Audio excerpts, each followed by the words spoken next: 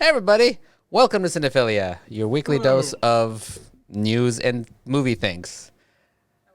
Yeah, that wasn't my joke. I'm not gonna do my joke anymore because it's not funny anymore. Yeah, It welcome. was funny, but it's not It's funny not now. funny the second time. It's only funny the first time. Um, but yeah, we're back. I have another error that I need to fix. So if and it's usually for some reason my alerts mute my audio. So if I get an alert, all of a sudden audio gets muted. Don't know why. You know what? Just for that, let's just turn off the alerts right now because I'm going to forget. No, I'll just remember. When we get a notification, I have to reset the audio. Anyways, how's everybody doing? Welcome. Art, how would you like to do a show today? Oh man, I've been working nonstop for a few hours trying to get the show back up and working, and it was fine. And it's fine. It's just the one little hiccup at the beginning. I just get to sit here and be pretty all day. I didn't do a damn thing. You released an episode of Cinephilia on YouTube, didn't you? Or was that I yesterday? did do that, yes. There you The go. Frozen movie review is up on YouTube now. And there'll be a couple more this week. Yeah. So today we're going to be talking about Pixar's SparkShorts, which is Yes. a series of shorts they've released. They're separate than the like other shorts that they've done. This is like its own little Yes. shorts that they've done. I think they're all been outside of being attached to other movies, right? This is all been completely Right. independent. There's a specific I guess reason for this set of shorts as opposed to the other Pixar shorts, but we'll get into that when we get to the topic. Yeah. But before that, we should talk about some news. You want to get into the news? Let's get into the news. The news. So, a few things in the news. One interesting one that just happened this past week is that apparently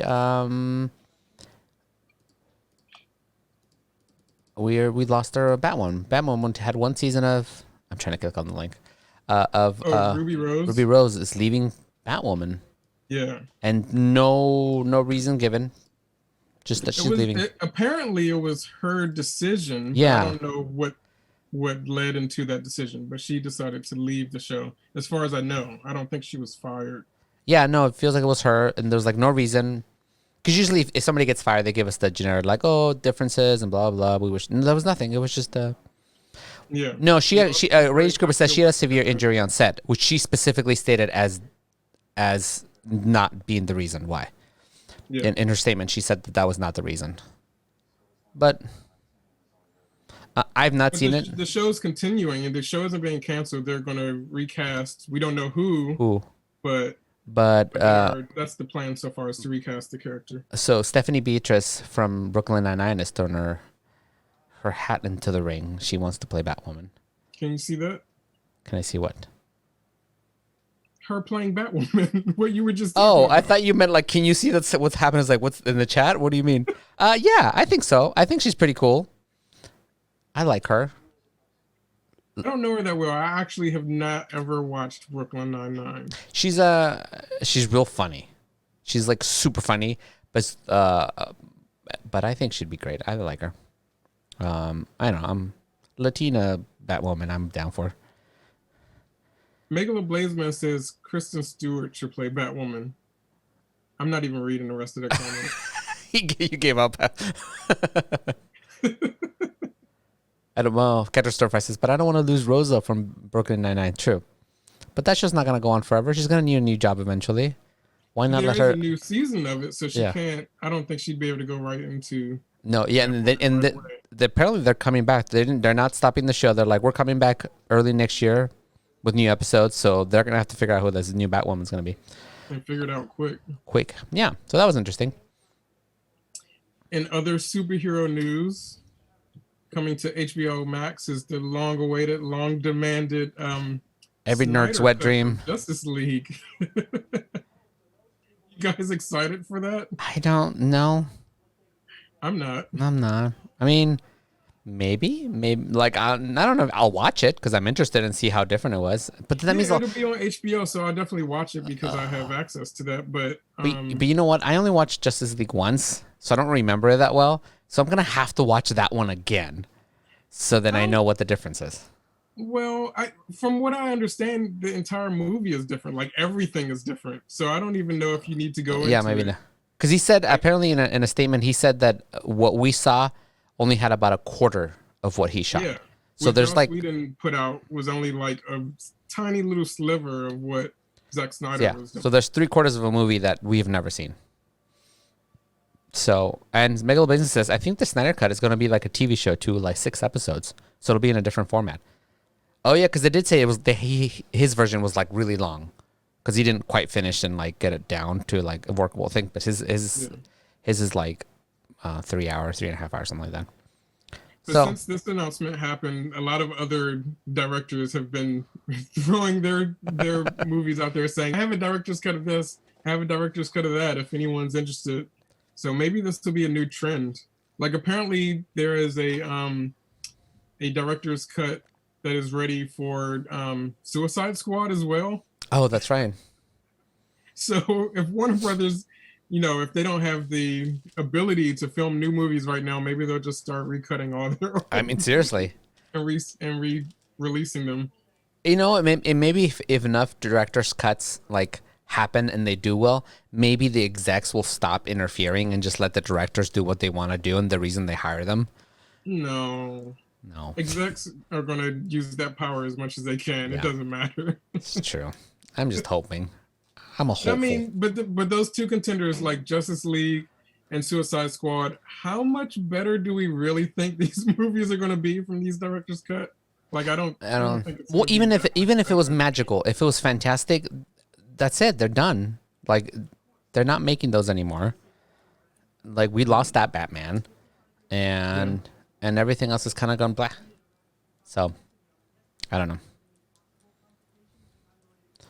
Megal Benson says, honestly, I don't mind movies getting recuts and updates and versions. It's more money basically for the same movie. But like, imagine movies with outdated effects getting new effects. Yeah, I mean, certain movies, I think it's fine to do like a recut. Like as much as people hated this new the Star Wars, the special editions. Outside of the stupid things that they added, they also did a bunch of really cool stuff that I thought was fine. But that's the danger, right? You can get some good stuff, and then you might get some terrible stuff, like ET. ET is I was some gonna say Spielberg's changes to ET yeah. were fantabulous, right? Everyone loves all of those changes. The stupid changes, no, but there was a bunch of other changes that are like subtle and just prettier, and I was like, these are great. Like there's one shot of ET where he like walks up to and oversees the city. Yeah. In the original movie, it looks terrible. It looks real bad. And in this one, they little white shot, little CG. And I was like, that looks better. I don't mind that. But when you gave me CG face on ET, that was weird. I wish that directors would at least, when they make changes, at least still allow the original to be available for people to watch. Give me a double pack. Give me the A double original pack, and like the new one. yeah, Yeah. I think that would be. But a lot of times these changes are just like set in stone, and they want to act like the previous The other ones one didn't never exist. Yeah. existed, which is unfortunate. Yeah. I mean, from a historical standpoint, it's Yeah. Mego Baseman says, oh, well, Hardline says, but changing the shotguns to radios was weird. That was weird because they also didn't change their fingers. So their fingers are still holding their radios like this.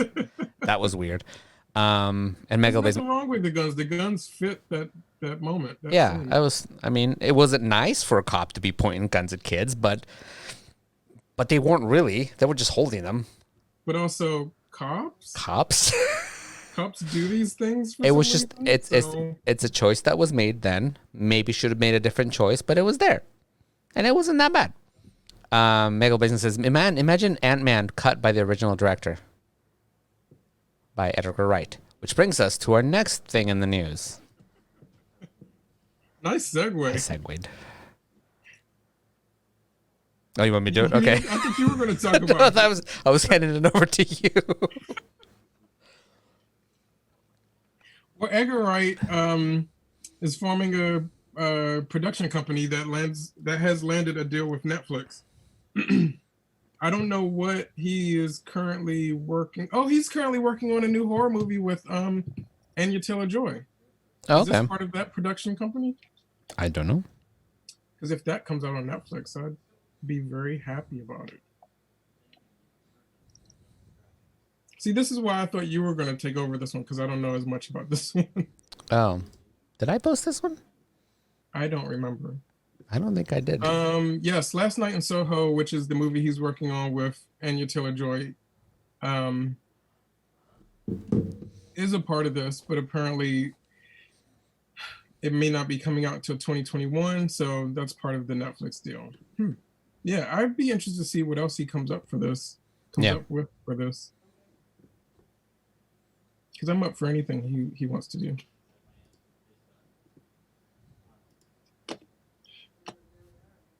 Yeah, people in the chat asking. Well, Dreadish Cooper is asking if it seems low. I am like at max right now on like I can't go up any higher on Streamlabs.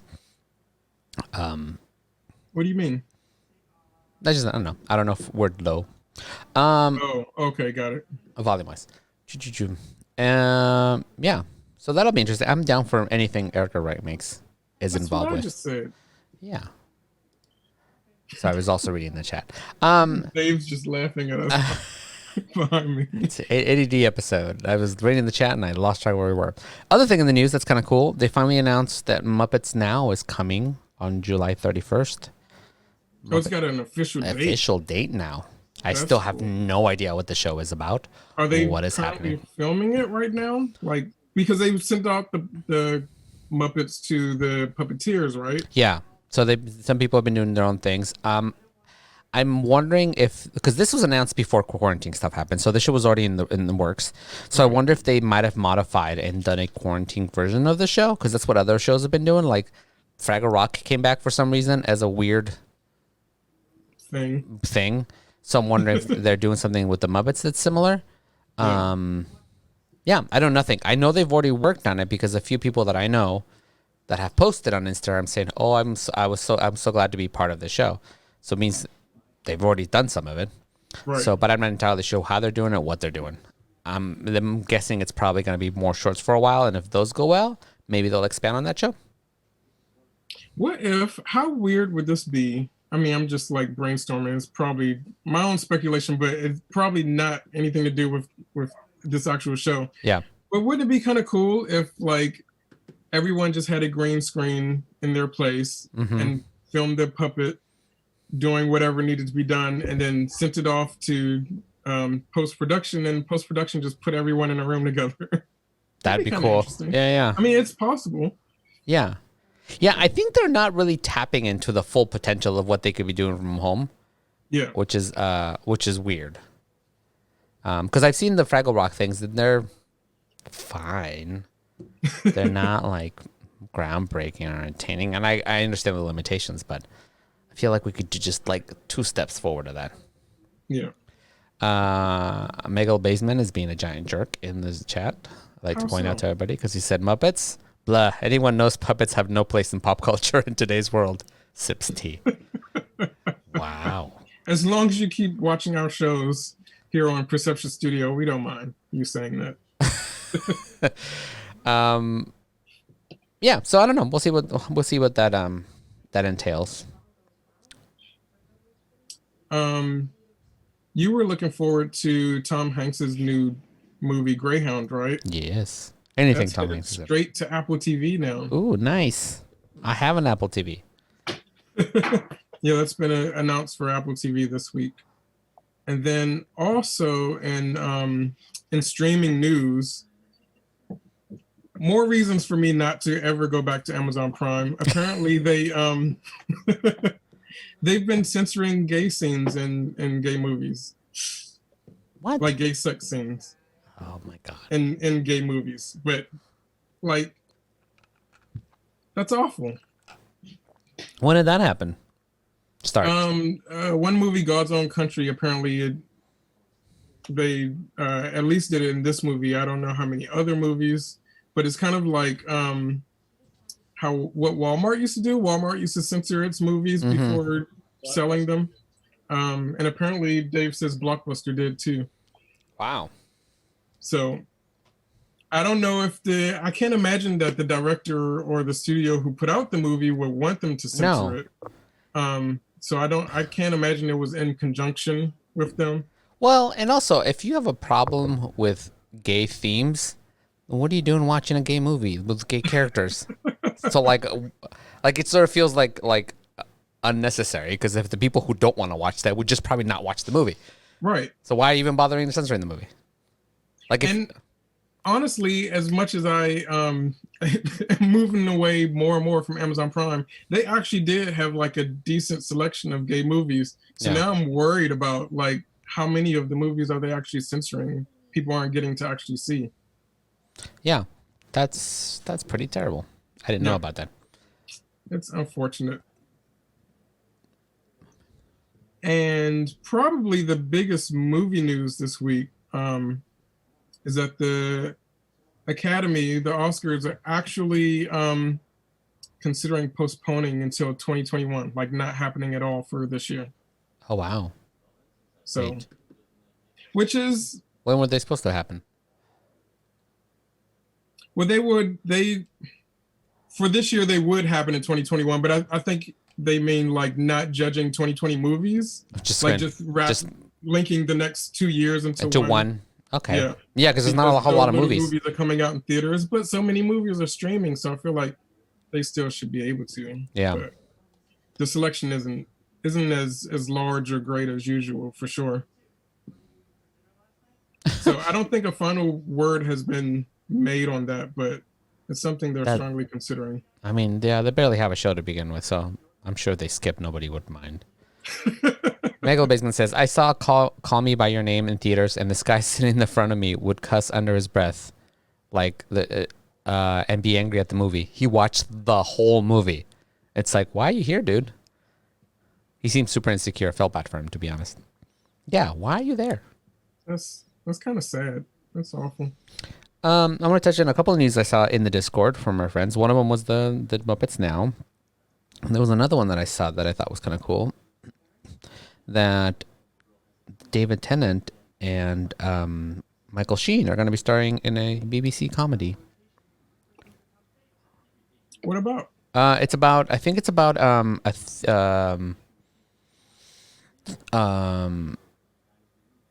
group of people who are trying to get a play together, but they're interrupted by the quarantine, and so they're trying. And it's going to be shot by quarantine, like through self shooting and stuff like that. And it's basically them dealing with that whole aspect of having to try to keep rehearsals up and try to get this play to still function while being in quarantine, which is interesting. I mean, you put Michael Sheen and David Tennant in anything, it's gonna be good. I think that'd be worth watching. Megalo Blazeman says David Tennant should have been the star of Tenet. Missed opportunity. British Cooper says they should change the rules for 2021. Scoob deserves the awards. I think I posted some trailers. I don't remember. British Cooper has been on a Scoob for like 3 weeks now. I think we need to. I just don't want to pay $20 to watch Scoob. No, that's how I feel too. But it does look. It's one of the new CG movies that I've been saying at least looks really great. Yeah. Everything I see for it looks like a lot of fun. So once it gets down to like when I can rent it for $4, I'll definitely watch it. Or when it comes to streaming, I don't mind paying like rental fees for a movie. I just don't want to pay $20 to rent a movie. Yeah, because Cooper thinks that we might hate it. I don't know. It's not like we're judgmental or anything. I mean, I'm not going like we're harsh critics. Nor am I terribly invested in the Scooby-Doo world, so even if it's just okay, I'll be like, well, that's fine. That's kind of I am with about most kid movies that come out now. I'm just like, eh. It was good. Yeah, a lot of kids movies are like that now. But I do like every trailer I've seen for it has been interesting, and they've been rounding out the Scooby Gang with other Hanna-Barbera characters making appearances in it, so that's kind of cool too. Oh, that's cool. Yeah. All right. We'll watch it eventually, Reed. You got any more news? I think that's it for the news. I don't think I have anything else. Let's go back to our main topic. SparkShorts. SparkShorts. Pixar SparkShorts. So, do you want to tell us a little background on these SparkShorts and where they are, where they come from? Yeah, well, I guess the first thing to kind of get an understanding of these SparkShorts is to read this little synopsis that Jim Morris, who's the current president of Pixar Animation Studios, put out when they first started it. These only started like last year. We've only been getting them since 2019. Mm-hmm. So there's only 7 of the shorts so far. It's an ongoing series, and there will be more. And I guess they originally started on YouTube, but now they're all going straight to Disney Plus. Yeah. So Jim Morris, when they first announced the SparkShort, says, and I'm just reading, quoting, the SparkShorts program is designed to discover new storytellers, explore new storytelling techniques, and experiment with new production workflows. These films are unlike anything we've ever done at Pixar, providing an opportunity to unlock the potential of individual artists and their inventive filmmaking approaches on a smaller scale than our normal fare. So basically, they're giving other Pixar employees who have not directed before the chance to direct shorts, create, from scratch all the way to the finished product. Each of these directors is given 6 months from the point that they pitch the movie to the finish. They have to go from pitch to finished product in 6 months, which is not a lot of time. No, that's crazy. So a lot of these are really created quickly and under a lot of I don't want to say pressure, but just like, how you get into like a good workflow and you just like get it out there. It's kind of like that. It's a lot of the directors say that they enjoy doing this because it's very collaborative, and they get to, be hands-on and lead other animators and whatnot for the first time. So it's really good experience for a lot of these first-time directors. Mm-hmm. And in addition to, allowing some of their artists and creators to direct for the first time, they're specifically picking people who have very diverse ideas and stories to tell. So we're getting a lot of things that we normally wouldn't have gotten from like old school Pixar, which is great. Mm-hmm. That's kind of like the SparkShorts in a nutshell. They're specifically trying to be diverse and original and imaginative, and they've been doing some fun stuff so far. Yeah, one of the big things that I got from watching all of them is that they did feel like the artists had a lot of freedom. Yeah, they had a lot of freedom to tell the story they wanted to be told. And these are stories that normally wouldn't be explored in animation this way from a big company. But it definitely feels that they really wanted to experiment and say, here, you take all the power, you do all of it, and tell the story that you want to tell. Because it did feel like every one of these had a very personal story. Yeah. And I really, really like them. And they all have different styles, which is really cool to see. So a few of them particularly had very different art styles, which is really cool. And some nice messages and very emotional. Yeah. Yeah, they do get very emotional because Pixar is always very emotional. They know how to tug on the heartstrings. And of course, these, I don't know how much you guys know about the Pixar process, but Pixar in general has the story trust thing where they have creators from all over meet. There'll be the creator of whatever project it is, but then creators from all over will come in and give thoughts and bounce ideas so that, they're not just stagnant. They can get more ideas and a broader scope of things. And so each of these shorts also has its own story trust because that's the Pixar method. And I think that helps a lot to be able to, while you're still in process, get feedback and critiques and stuff like that so that you can expand your idea or even scale down your idea if it's too large. And do you think this is also a way for them to kind of set feelers out for future large scale projects like feature films to kind of explore their talent? Not for future stories. Like, I don't think they're going to expand any of the stories of the shorts, but most definitely these short directors quite possibly could be feature film directors. Yeah, that's what I meant. Not the stories, but the people themselves. Yeah, this is definitely a stepping stone towards that. We haven't seen that happen yet, but like I said, these shorts only started in 2019, so that would be a really fast turnaround to see a feature film from any of them. But yeah, this is, it's just like a live action director, the ones who get into doing shorts first, experimental shorts, whether it's in film school or on their own, or even if they're doing like music videos, shorts are a very important step into learning what you're working with, into getting your own style down, into like experimenting and figuring out all the technical things before you get to feature film. Because once you get to feature film, it's going to be overwhelming.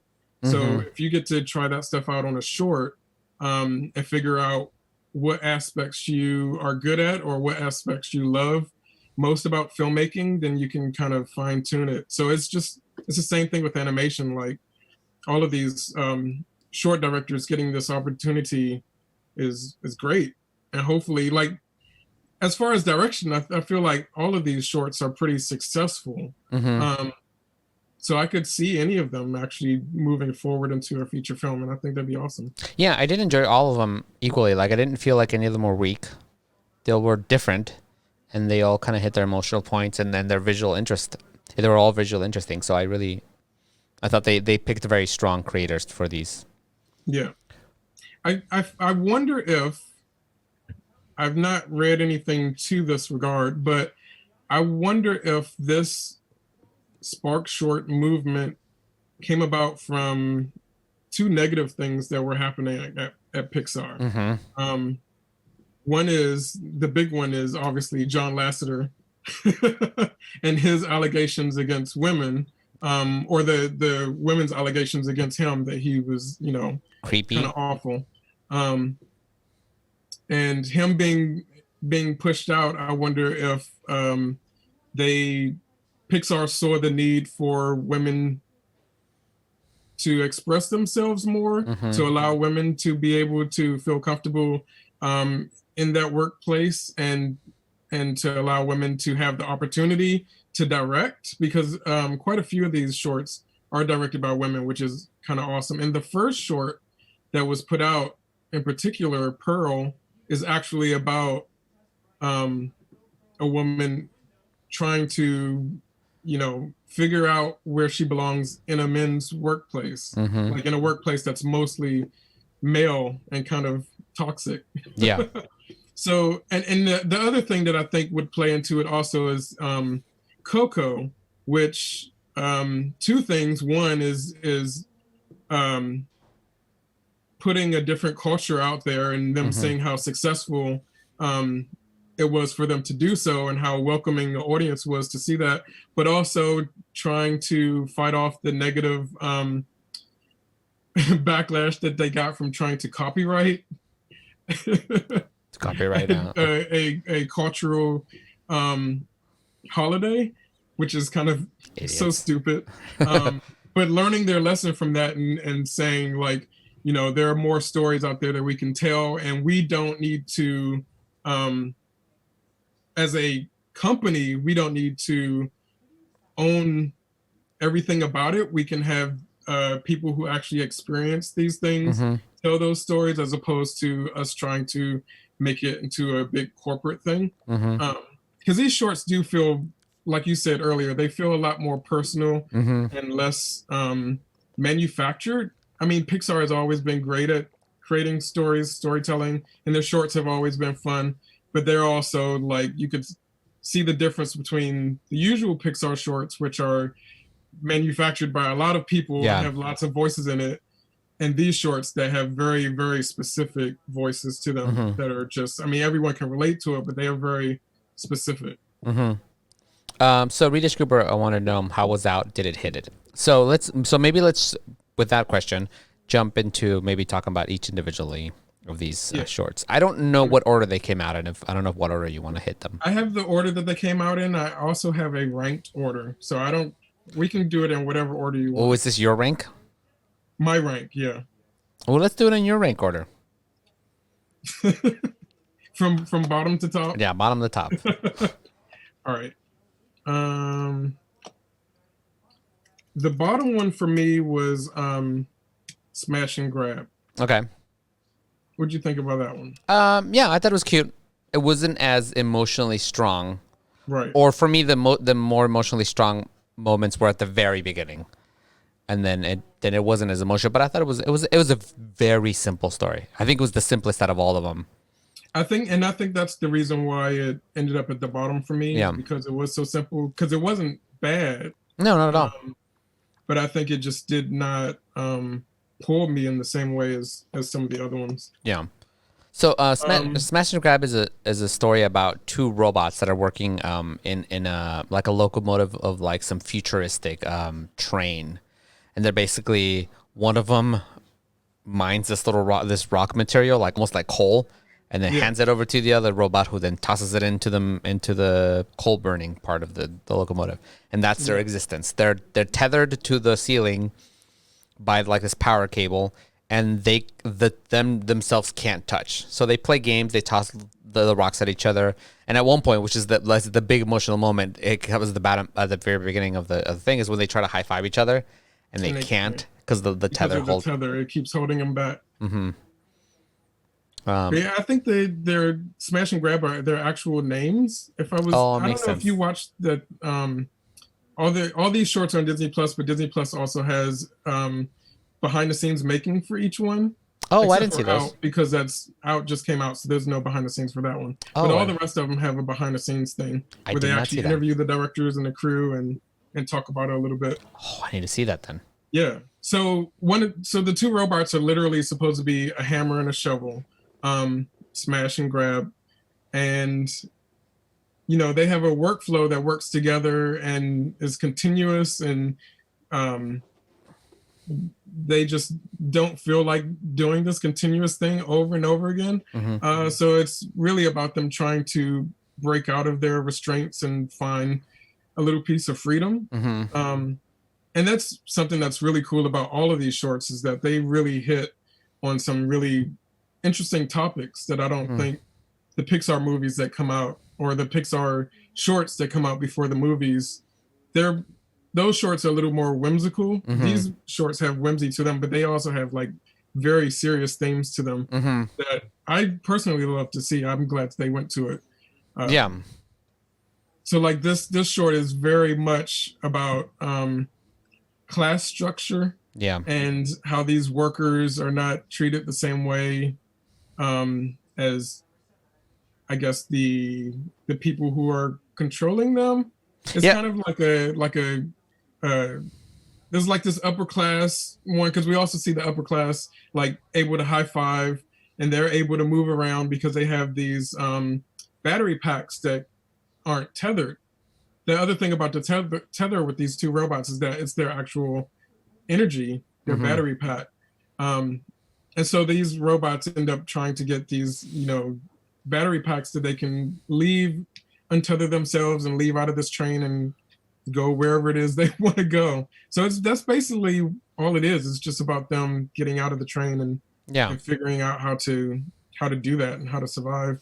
I did like that the class structure was separated. It was just between robots, so it wasn't even like humans and their slaves. It was just, there were robots up high who were free and able to do what they can. There were these robots down there, and it basically was a very simple way to just show you what class structures and what they do and how people are, live their lives and see their lives differently. Yeah, so there aren't any humans in this short at all. It's all robots. Mm-hmm.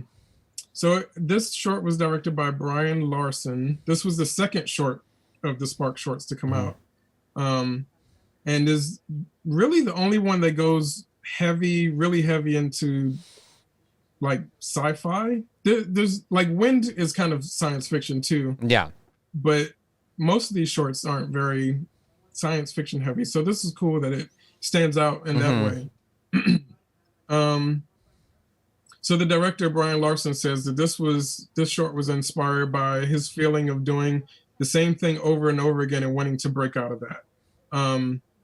And something that's really cool about this short, because as I said earlier when I was reading that mission statement, part of these shorts is that Pixar wants to experiment with different ways of telling their stories. So this short was actually animated through motion capture.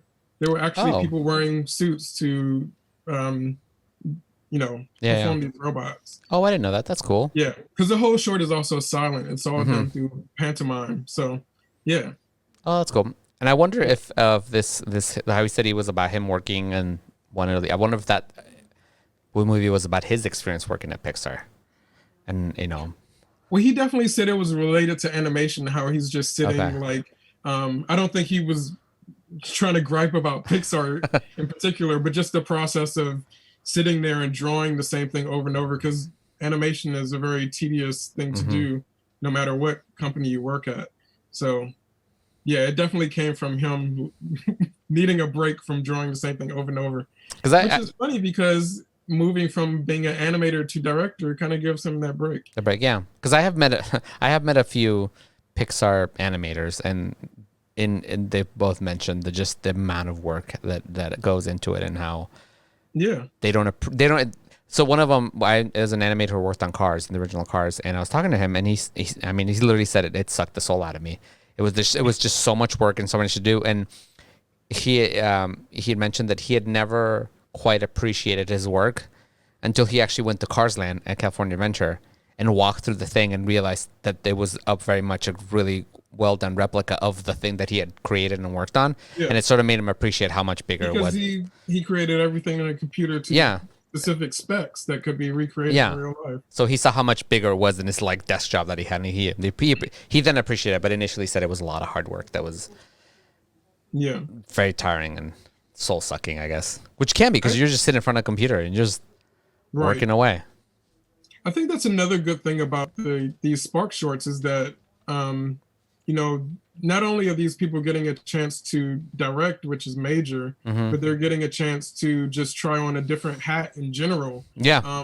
Because all of these, like I said, all of these directors are first-time directors. Most of them come from the animation or story department. So some of them, like in the story department, might not even be, I don't know if they're just if they're story artists or if they're just writers or not. So some of them possibly might not even be artists firsthand. I know that one of them is not from animation or story, actually comes from the simulation department. So they're picking from all sorts of people to just give them a chance, which is great. That's really cool. Simulations are important. Cool. What's next on your list? The next one on my list is Loop. Loop. Okay.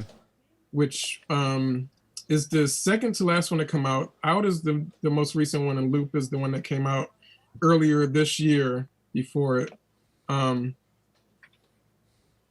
it's kind of, looking at it ranked, it's kind of weird because all of them have their draws. All of them have great points to it. So I don't want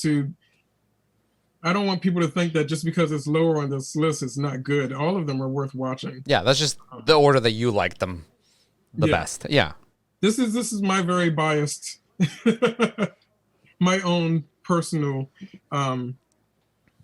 order.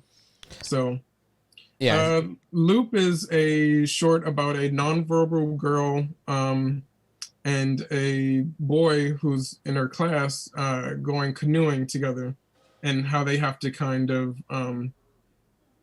figure out how to communicate, and because canoeing is something that you can't just if you don't know what you're doing, then you're going to end up, it's very dangerous. Yeah. So they have to figure out how to work together or communicate with each other in a way that both of them are comfortable with.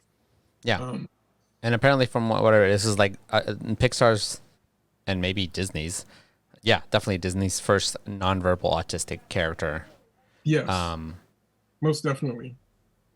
Yeah, so it becomes a lot of bit of how learning to communicate with each other, and this boy kind of being thrown into this situation where he was just late. He was the kid who was late, and ended up on the boat with I remember her. She had a name. I don't remember her name. Her name's Renee. And having to it was simple. Just go out on the lake and canoe around, and then they get into a little bit of trouble, and then it was basically learning how to communicate with somebody who is autistic and having the patience and and wanting to communicate with him and achieving that, which he does. So I thought it was a very nice story. Yeah. And for me, always, I love representation. Like, we need to see more stories featuring other people who don't get representation very often. So I love that aspect of it, of just including not even just including, but actually creating a short around a nonverbal autistic person. Yeah. And their way of living and their way of being, that a lot of people may not understand. This might be their first experience in seeing this kind of character and this kind of personality. Yeah, and so much that just society, we see different as bad or scary, and so we tend to run away from it. So I think having these experiences be put forward, is important. And that very much is part of the short itself. Like, the guy, the kid, that's his immediate reaction when he hears that he's going to be paired up with her, is that he doesn't want to, and he wants to run away. Yeah. And then, and even in the process, like, when he doesn't understand what's happening until he, pays attention to her and figures out the way she's thinking, up until that point, he's totally not into it and doesn't want to be there or doesn't want to communicate with her. So it's a very strong short in showing all of that. Yeah, and because for most of us, we don't tend to have that experience of communicating with somebody who's autistic. Particularly, we all sort of as a society, we tend to kind of keep away. We're like, oh, I don't want to do that, because it is difficult. It's not an easy thing to do, to try to build a relationship with somebody, but it is doable, and absolutely, it gets easier and normal as you know. Obviously, a parent who grows up with a kid who is autistic, after a while, it's not a non-issue for them. It's just, I know how to communicate with them because I know them, and but I think it's an important lesson for us to learn and for everybody to kind of experience it. One of our friends is a kid who's is autistic, and being around him a lot and seeing him, and it's great because like initially I didn't know how to communicate with him. I was like, but he loves me. He called me that he wanted to FaceTime. Yeah, and he's 6 years old, and he's just a regular kid. I just know that he just communicates differently, and I just communicate differently with him, and it's great. He's like 9. Oh, he's 9. How old is he? What did I say? 6. No, he's like 9. I don't know how old children are. They're kids. Anything under a teenager, it's a kid. It's all the same. It's all the same. No, I think it's I like you pointed out, just regular kid, because I think it's important also to show that people who have these differences are still also regular people. Like, she just wants to go canoeing. She wants to be part of what the class is doing. She wants to have this experience too. So it's great that wasn't like, that could have easily have been part of the short, whether or not she gets to do this. And I'm glad that the short just started out with her ready and sitting in a canoe, just waiting for her partner to show up. Yeah. Because she was ready to go. And it was kind of cool that the teacher was like, "Yep, you're just going." There wasn't like a babying or like wanting to be extra careful with her. It's just a communication issue. You just have to learn to do, especially. And I think it's one of the things that we misunderstand about people with autism is it's not the same as somebody who's mentally challenged or who has autism. They can be completely normal otherwise. I don't know how to say it. Like,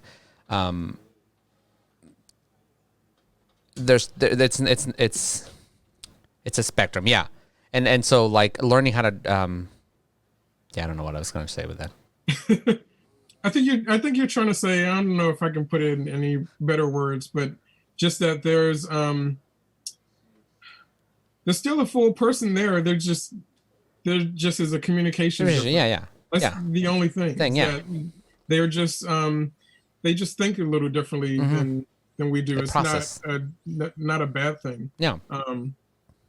So one thing that I love about this short is that the Autistic Self-Advocacy Network worked with Pixar on this short. Pixar reached out to them to make sure that they got feedback and insight into this character, to make sure they were creating it realistically and making sure that that what they were doing was correct. Yeah. So things like Renee's POV, they specifically make it, whenever you see her POV, she's avoiding eye contact with the person because a lot of people who have autism do that. That's something that is very common, is that they avoid eye contact and won't look you directly into the eye. And something that I love finding out about this short was that Renee was voiced by someone who was autistic and non-speaking. Oh, no way. Well, almost non-speaking. Non-speaking enough, or speaking enough that she could do the voice. But the voice actress is Madison Bandy. And they actually brought her into the studio and realized once she got to the studio, she wasn't very cooperative there. Like she didn't want to be there. So they figured out that it would be, more comfortable for her to actually go to her home, and they recorded her in her home and in her neighborhood walking around, and just like in her own comfortable, environment, which is great. That's really cool. I didn't know that. Yeah. That's awesome. There's in the extras on Disney Plus, there's footage of her recording, and she looks so happy to be involved with it too, which is really cool. Mail businesses, yeah. Oh yeah, a studio depending on their sensitivity, probably sensory overload. Yeah, and new place. Especially Pixar. Have you guys seen the Pixar studios where they work? It's just like a big playground, which could be fun for some kids, but also might be a little bit too much fun. I mean, I feel like it might be a little bit too much for me even. So just walking out the front door is a little too much for you. Exactly. Cool. So Loop, that is Loop. That is Loop. What else did I have to say about Loop? Oh yeah, it's cool that this short also has both of the main leads are people of color. Which is awesome. And did I say the director of this one? This one was directed by Erica Milsom, who initially got the idea for the short because she loves canoeing herself. And she says that going out on a canoe loop is just so pleasurable for her. So that's where the name that's why it's comes from, called because Loop. it's just a loop around the river or around the lake or wherever you're canoeing.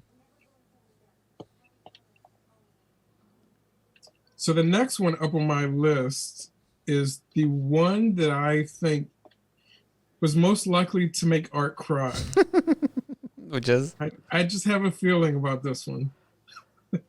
This one's called Wind, am I right?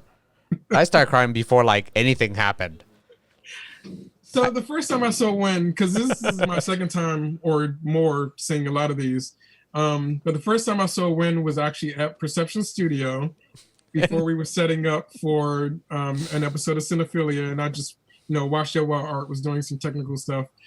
And I think you asked me what it was about, and I was like, oh, it's a kid and his grandmother. And as soon as I say grandmother, you're like, oh, I'm not gonna watch that yet. Yeah, I walked away going, nope. Yeah, I have a hard time watching grandma things because I was really close to my grandma. And this is literally like this this little kid, his relation to his grandma it's exactly like my grandma, my relation to my grandma, and the same thing as Coco. That's like Coco, you throw in all the like Hispanic themes and all the things that made us all cry, and then you threw on the grandma thing on top of that. I was done. But yeah, like later on didn't make me emotional, but it was like the first 2 minutes. So I was like, oh, Jesus, what's happening? But yeah. So this Wind is directed by Edward Chang, and this was created. I mean, I feel like, I don't know if you know the story behind this one yet, but I feel like all of it is very relevant to you. But this was created because he remembers his grandmother and how hard she worked for her son, his dad, to make sure that this was during the Korean War. She was a single mom who was working hard to make sure that she could send her son off to the States for a better life. So this short is also literally about immigration. The short itself doesn't play into those specifics, but it's just basically a boy and his grandmother who are in this kind of chasm, It's kind of a desolate area. We learned that it's a chasm as we go, but it's kind of a desolate area that was apparently created to mimic the feel of a war-torn country, which it does. And it's basically about this boy and his grandmother stuck in this area trying to build a rocket to get out of it to end up in a better, place. Yeah, when the movie when the short starts, it like almost looks like outer space. It's this dark area, and they're kind of floating in like an asteroid kind of a thing. So it's almost like this like place where there's like gravity is weak or non-existent. Yeah. And they're just kind of floating around. There's pieces of debris. There's rocks flying everywhere. Yeah, and they this is I said earlier when we talked about smash and grab that there's one other short that's kind of science fiction-y, and this is that one. But yeah, they're trying to escape on this rocket, and every day they go out and look for parts and figure out how to build this rocket, and they grandma makes potatoes for them, and they have potatoes together, and it's a very sweet relationship that they have. And I guess I haven't really spoiled too many of the shorts. I don't know if I should just talk about how it ends. Maybe not, because not everybody's seen them. Yeah. But the kid basically, as they're working to get to this better place, the kid, I don't know how to say anymore without giving it away. It's a very sweet short, and it's definitely worth watching. And it's all about like the way they integrate the idea of immigration and moving to another place, and the things that you take with you and the things that you have to leave behind. It's very, very sweet. Yeah, for me, it was definitely a story about love and sacrifice, like familial love and sacrifice. That was really strong. Yeah. Tegron says, are we going to watch the shorts since I haven't seen any of the ones mentioned? I can't show the shorts for copyright reasons and also for technical reasons right now. If you have Disney Plus, they're all on Disney Plus. If you don't have Disney Plus, a handful of them are on YouTube. I think 3 of them are on YouTube. Go to YouTube and type in SparkShorts, and I know Kit Bull and Pearl and a couple of others should pop up. Yep. So some of them are readily available to watch, even if you don't have Disney Plus. Was this your favorite one? None of this was my favorite one, but I did like it. This is also the director that came from Simulation.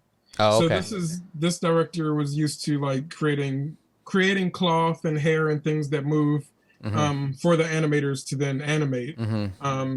So I think that also gives a different perspective to coming from that kind of background, gives a different perspective to the short, because he definitely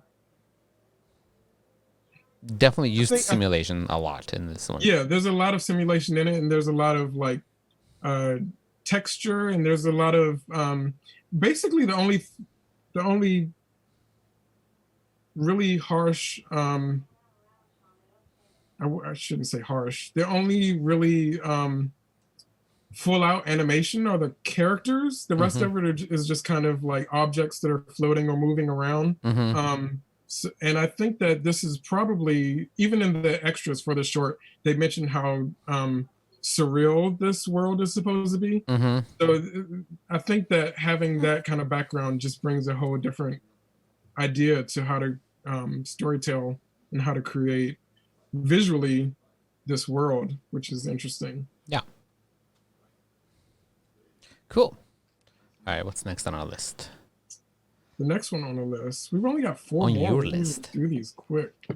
The next one on the list is Pearl, which was the very first one. Yeah, I like this one a lot. This one was really good.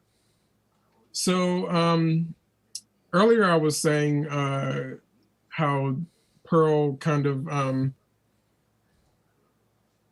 goes into that whole idea of women in the workplace, especially coming out of what was happening with Pixar. and John Lasseter. And for this to be the very first Spark short to come out, I feel like that was a very, well, I don't know if it was intentional or not, but it was a very important step to make. Yeah. And I think it worked in their favor. So this one is directed by Kristen Lester, who I guess has been in the animation industry for a long time. But the first place that she worked as an animator, she was the only woman there. So this is a very specific thing that she went through.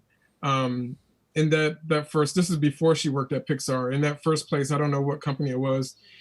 She says that in order to fit in and to get her work done, because she, was just interested in being an animator and doing her job, she started to become one of the guys, and kind of like, in order to, fit with the team and be able to get her words across or whatever, she had to become like a bro to them. Yeah. And it wasn't until working at Pixar, moving to Pixar, that she actually began to work with women in animation. That was the first place that she worked with other women in animation.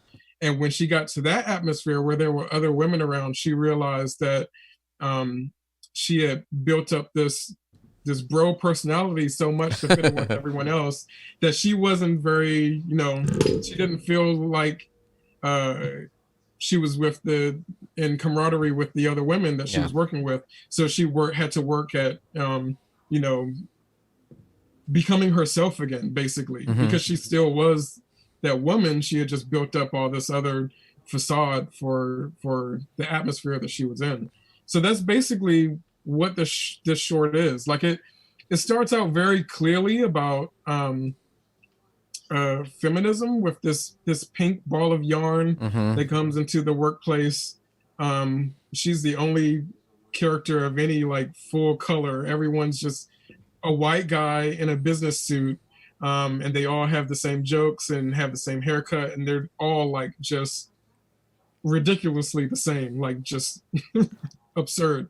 And she comes in, and it starts out being clearly about feminism, but by the end of it, it's more than just women in the workplace. You also get full-on diversity, because we get more balls of yarn that come in that are different colors. But then if you look closely, because something I will always pick up on, at the end of the short, not only are there various balls of yarn there, but there are actually some black guys in the room too. So it's like, it's more than just women in the workplace, but it's about diversifying everything in your workplace, which is kind of great. Yeah, because the beginning of the movie was very much just white men in suits and nothing else. Yeah. And it was because even within the white men at the end of the short, there was guys like not in suits. There was guys just a shirt, guy with a blue shirt, guy with a pink shirt, and even that diversity of just the type of people was really cool. Yeah. And it was funny because even at the very beginning, the place is called BRO Capital, which is Bro Capital, which is it was so good. The company's called Bro Capital, and then it's just a bunch of bros, and who treat her pretty terribly at first. And she goes through the whole thing of trying to fit in to be them, and then it eventually falls out of it. But one of the cool things that I thought that was really well done is they didn't by making it a ball of yarn.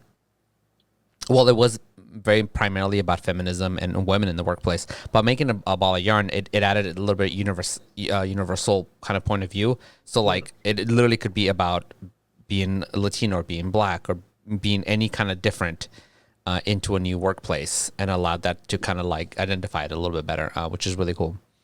Yeah. The director said that every time she brought up the idea of this being a ball of yarn, she got two kind of reactions. I guess one would be, that's cool, let's do it. But the other one was, that's interesting, like why yarn? Why specifically a ball of yarn? So she says when she was creating this, she was getting into crocheting and fabric work and just being able to create things. And so ball or yarn specifically symbolized for her being able to be anything that you want to be, and being able to change yourself. Okay. And so that's literally what the ball of yarn goes through. She does change herself to fit in, like physically changes herself to look like those around her.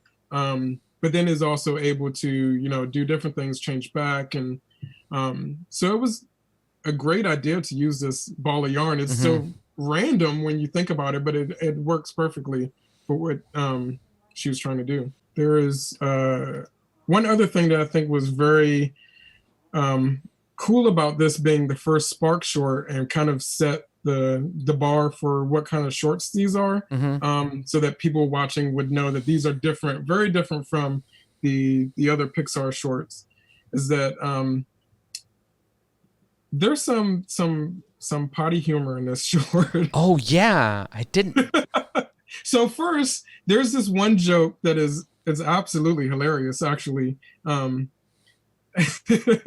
A guy is telling the other joke, or other guys this joke, and he says, what's the difference between a porcupine, and a BMW? And the punchline is, with a BMW, the pricks are on the inside. Yeah. So it's like, first, okay, right off the bat, using a word like prick in that context in a Pixar short is like, that's going to catch your ear. Yeah. You're going to be like, oh, this is a little different for Pixar. Pixar is planning to go into some new territory with this kind of thing. And then later on in a short, full out, one of the characters just says the word ass. So we get a full curse word. And I mean, it's not like the worst, yeah. But I think it's Pearl who says it. What? I think it's Pearl who says it. Yeah, it is. It's her, yeah. Pearl herself, the main character, says ass in a Pixar short. Yeah, it's something like kick their ass. The first time I heard it, I was like, wait a minute. I had to watch it twice to see if I heard it right. Yeah, that was weird too. I was like, whoa. It's weird, but it's not like Star Trek Picard weird. It actually fit what was happening in the scene. It's just the fact that it was a Pixar short. Right. Like, what? But that's how you know that these shorts are going to be a little different, and that, you know, it's nice that if the director thinks that that's what will fit in telling their story, that Pixar is like, go for it. Yeah, it's fine. Yeah. So I love that was in there, and especially in the first short to come out. It's had a nice tone of a little bit of freedom in there. Yeah. Hardliner says, I missed Art interviewing himself with BuzzFeed questions. What happened? Oh, because when you left, my Zoom image appeared on your box. So there was two of me. And you interviewed yourself? No, they wanted me to. Oh, okay. Dang it. But you saved me. You came back very quick, so I didn't have to. I'll have to be longer next time. So here's the one that you guys were asking about. The next short on my list is out. So top 3, I guess. Yeah. Out is in the top 3. I think this is the newest short that just came out last Friday, I think. Hey, Asteroidia, how's it going? Thank you for lurking. Hello. We like lurkers. This is out was the one that made me laugh out loud the most. It's funny. It's really funny.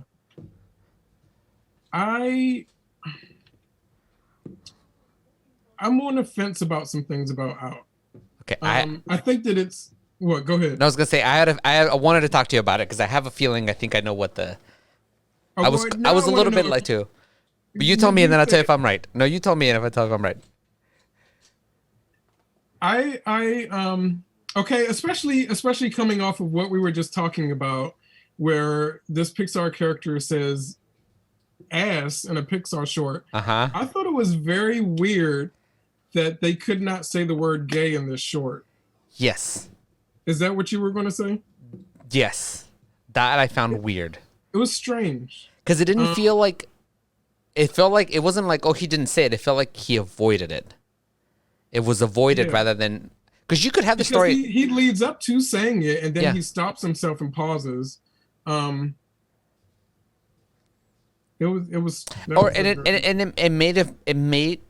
It could be that it wasn't meant as a self-censoring. It could have been that it was meant as like how it was just about him not able to say it, not able to talk to his parents. Right. I think that is what it was about. I But think that was the story element. But then at some point, he should be able to say it. yeah, I think it was how it was presented that made it like weird. Like, wait, is Yeah. he avoiding it as a character, or is the short film avoiding it as a whole? And I had a hard time knowing. He was definitely avoiding it as a character. I think that was the point. But the thing with short films is that you can't treat it the same way as feature film because you don't have the time to expand. So some things in shorts you just got to do.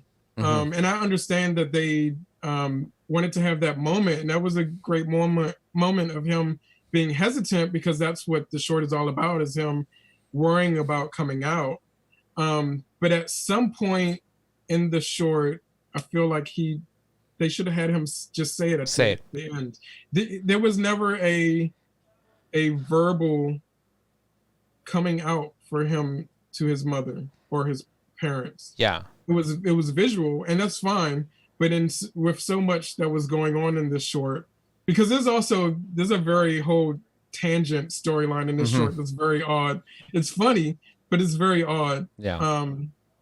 That we spent so much time on that it was weird that they did not allow that to happen, the actual verbal coming out to happen. Yeah, it's one of those things like in storytelling, when you make a promise, you as a storyteller, you make promises that you have to then pay off. And I think that's one of the promises the writer made on this film, is like he couldn't say the word gay. And that was almost a promise. It's like he will at some point. And right, if this was a full feature, you'd have all the time for him to get there, and then he would say it, and you're like, oh, complete. But it's like they made this promise, and then they never, and so it felt weird. Yeah. Yeah, it's and it's not a bad short. It's still a great short. It's still great. And Reed H. Cooper is asking, it's called Out, but he doesn't come out. No, he does come out, and it's very blatantly that he's out, but we just don't get that verbal, for lack of a better word, because there are dogs in the short. We don't get that verbal command to let us know that this is specifically what it is. We just get it visually. Yeah, like almost if he had never, that one moment hadn't happened where he avoids it, it would have been fine. Like, exactly. To not have if the they word. hadn't drawn attention to it. But they drew attention to it. It would have been fine. They drew attention to it because this is specifically Pixar. I mean, they made a big deal in marketing that this is the first gay lead in a Pixar anything. So if they can say it in marketing, he should be able to say it in the short. Yeah. So let me explain how the moment goes for those who didn't watch the movie. Part of the movie where he's kind of dealing with it, he's on his own, and he's kind of in his own head, kind of talking out loud, and he says something like, "Oh, what am I just gonna go up to my mom and say, hey, I'm," and that's where you say, "Hey, I'm gay," but he pauses and he goes, "Hey, this is my boyfriend," and he skips to the next sentence of "this is my boyfriend." So he's just kind of like playing it out in his head, and so like, yeah, it's just weird that he never completes that. Yeah, because they left a specific void there, and you're waiting the entire short for that void to be filled, and it never gets filled audibly. It gets filled visually. He does come out. He is blatantly gay. Yeah. This is Pixar's first same-sex kiss, which is great. They're also an interracial couple, which is great.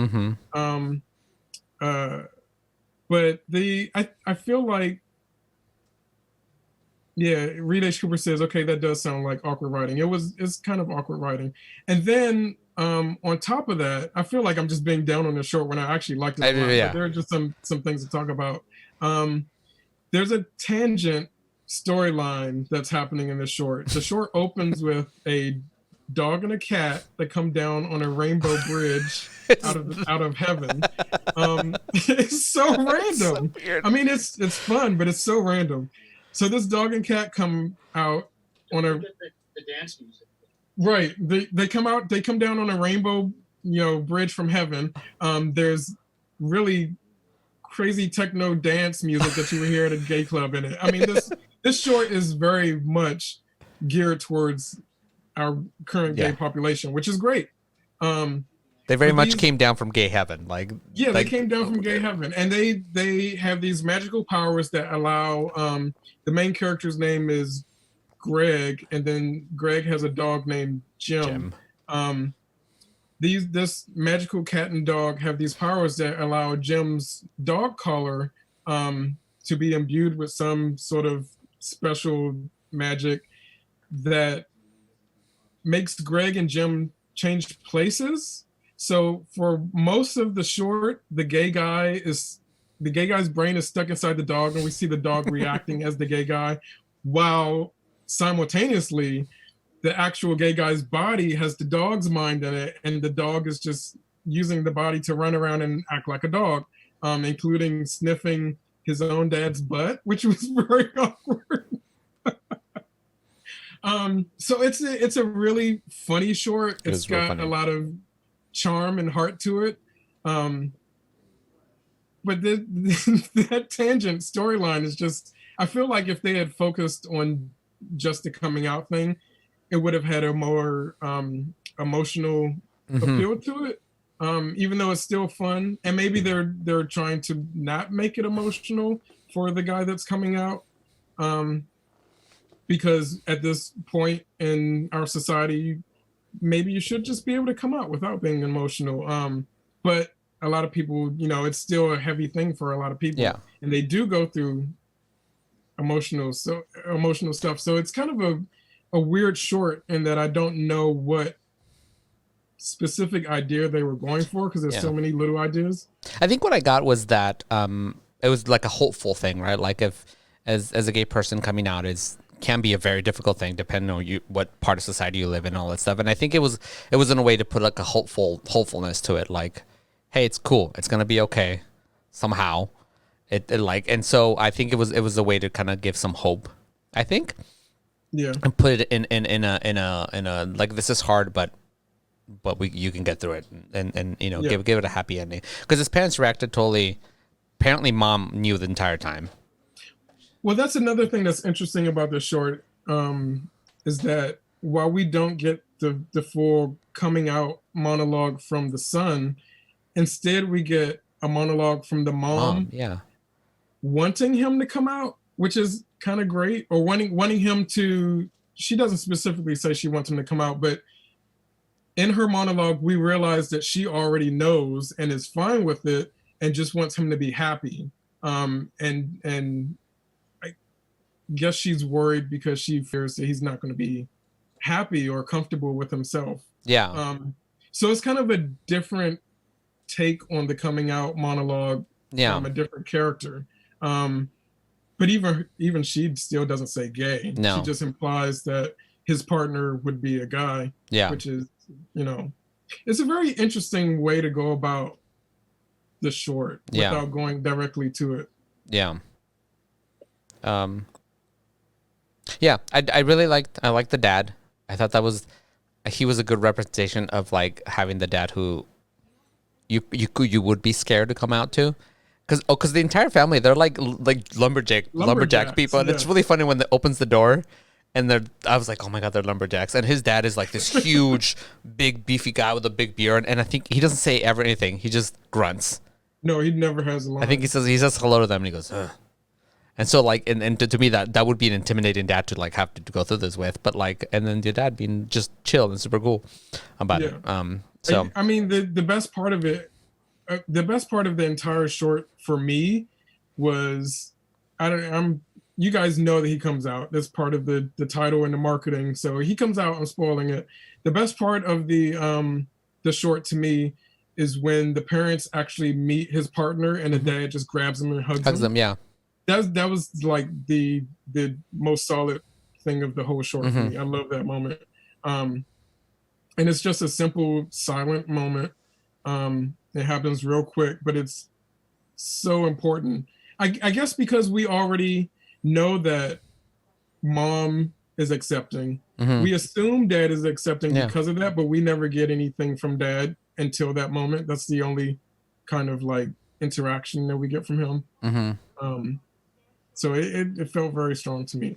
Reedy Cooper says, I hope one day we live in a society where your sexual gender identity and like only matter in terms of people knowing if they should try to hook up with you, and then in society where everyone can hook up if they want to hook up, and And That Hunter sounds says, like I believe that already exciting. happens, Reach Cooper, but I guess it depends where you live. Yeah, and it's so as a whole, no. But yeah, it depends where you live. It's easier than other places. Reed H. Cooper says that's the dad you find out has a boyfriend Boyfriend on the side. side.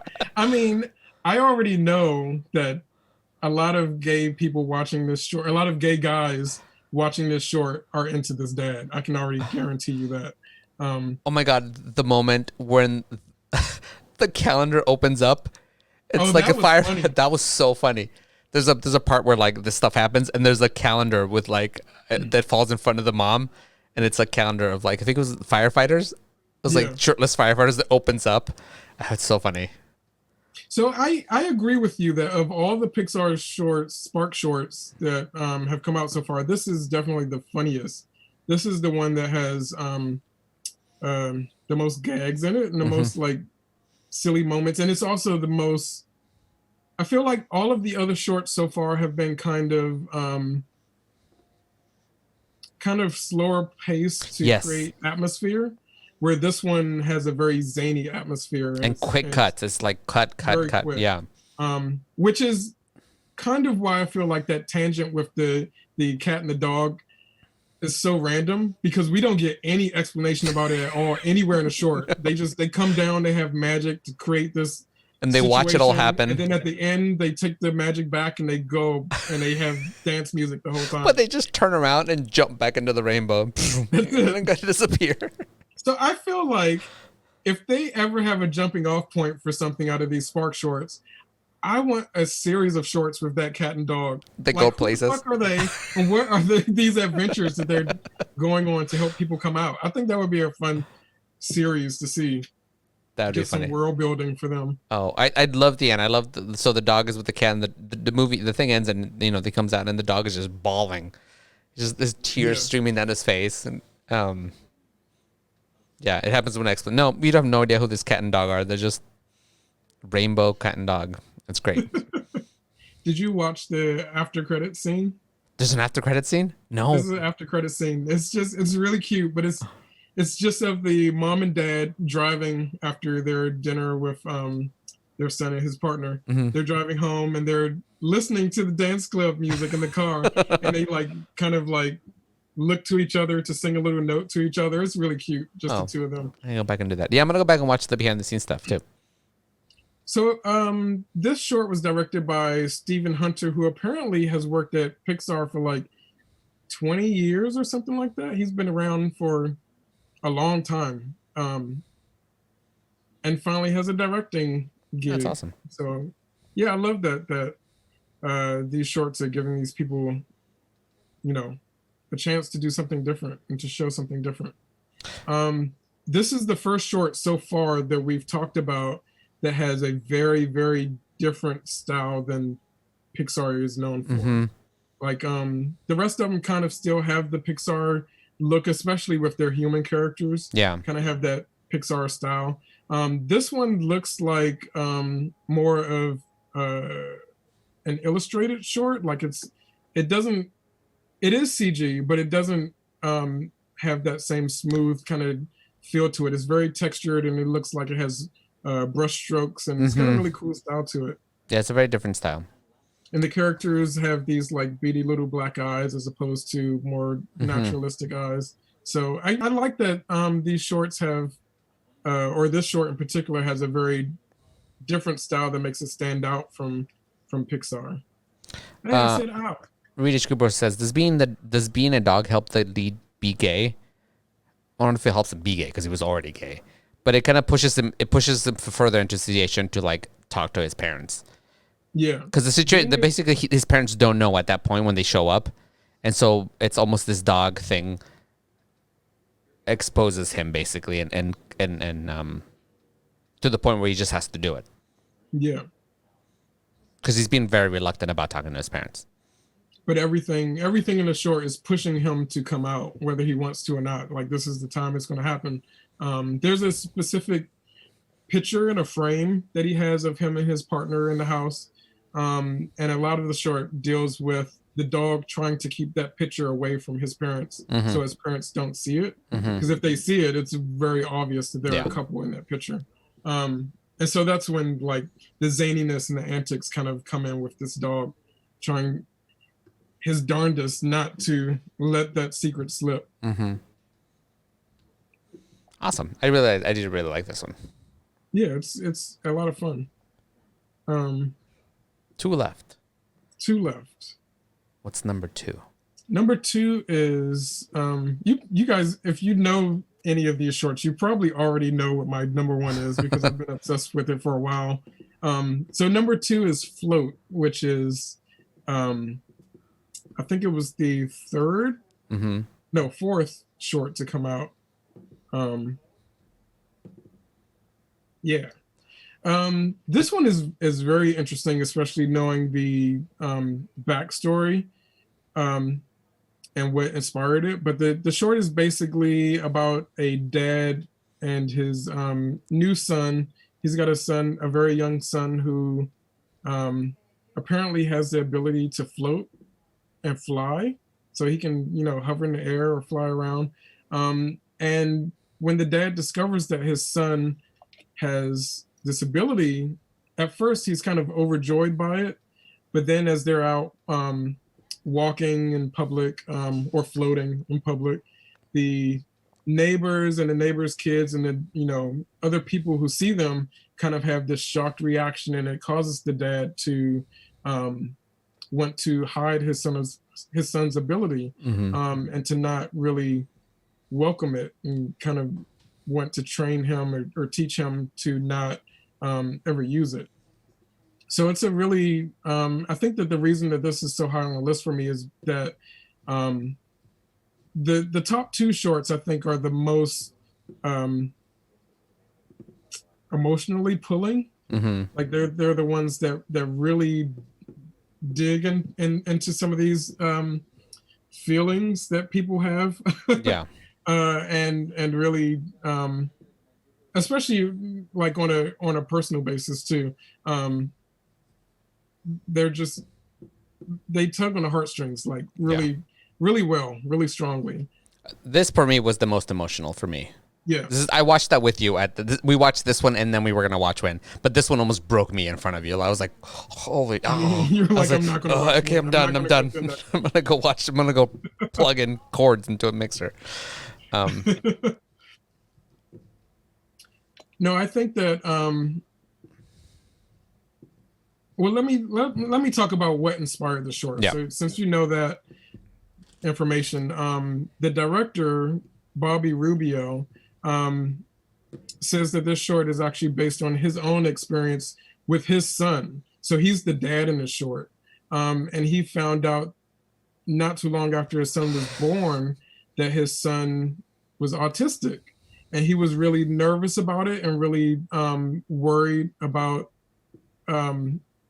being able to be a dad to someone who has autism. And so he kind of broadened that idea into this story and used the ability to float as a metaphor for just being different. And so in that regard, it's very accessible to so many people because you can put any kind of difference that you have into this, you can see it in your viewing and be able to relate to the kid and the dad and what they're going through. So in addition to that, the dad is Filipino American, the director, and I guess his wife was he was talking about this feeling that he was having with his wife and trying to work through it. And his wife was like, you should create a comic about it because you're a storyteller, you're an animator or an artist, so you could create a comic about it. And he started creating a comic about it. And it wasn't until he let someone see it, someone else saw his work and was like, they were like, why are the characters in this story white? So he was creating a comic about a white dad and son going through, these same feelings that he was going through.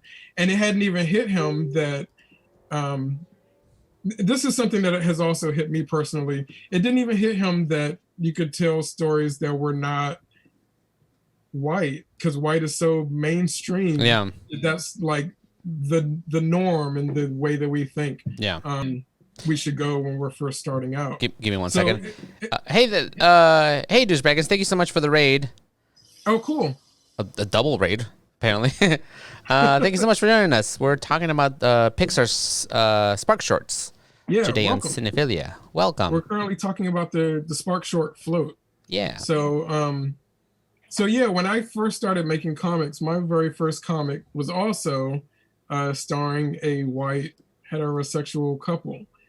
And it didn't hit me until years later that I should be telling queer people of color stories. I should be telling stories about queer Black people. Like, why am I wasting my time on? There is enough white heterosexual couples in media that I don't need to make more of them. So I totally got his,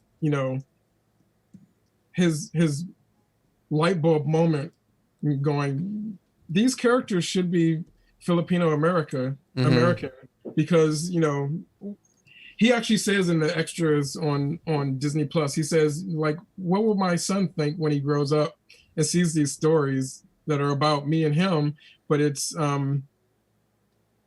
not even, the characters don't even look like us. So he actually was very adamant that the characters in this short would be Filipino American. And I love that. I think this was the first of the SparkShorts that came out that had human characters in the lead that weren't white. Yeah. Because the first two were Pearl and Kit Bull and Smash and Grab. So we got these anthropomorphic characters, objects as characters, and then this is the first one that actually put like another race in the lead. So. Ooh, another. Hey, Garrett Kendall, thanks for the raid. Welcome, guys. Everyone's raiding. Raiding right now. Yeah, we're doing a little bit of talking about the Pixar SparkShorts. We're coming up on our last one. Well, I think the thing about Float that really makes the well, in addition to all of the stuff that I've already mentioned, but the thing about Float that really makes it pull on the heartstrings so much more than some of the others is the atmosphere of it. The director does a really good job of showing us what it feels like to be free and also showing us what it feels like to be oppressed. Like when the short first opens, it's the dad and his son are going out on a walk, and they're outside and everything's open, and the son, when he first notices that his son can float, he just floats off and he's way in the sky. And it just feels very open and light. And then as soon as he sees someone else's reaction to his son, he immediately pulls his son, runs back inside, and then the inside of the house is just dark and it's foreboding, and you just get like a little trinkle of light coming in through the window, so it almost feels kind of like a prison, like there's just like streaks of light coming in.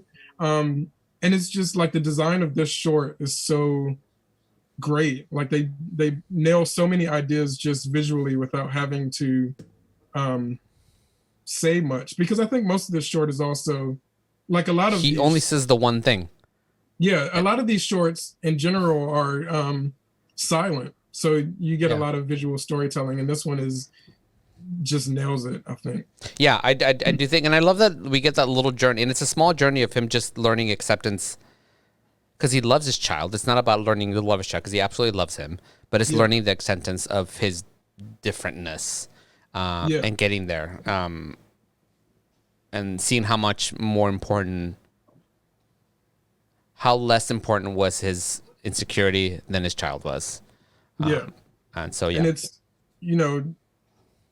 it's kind of about breaking away from societal thinking, not letting society dictate how you feel or what you think. And,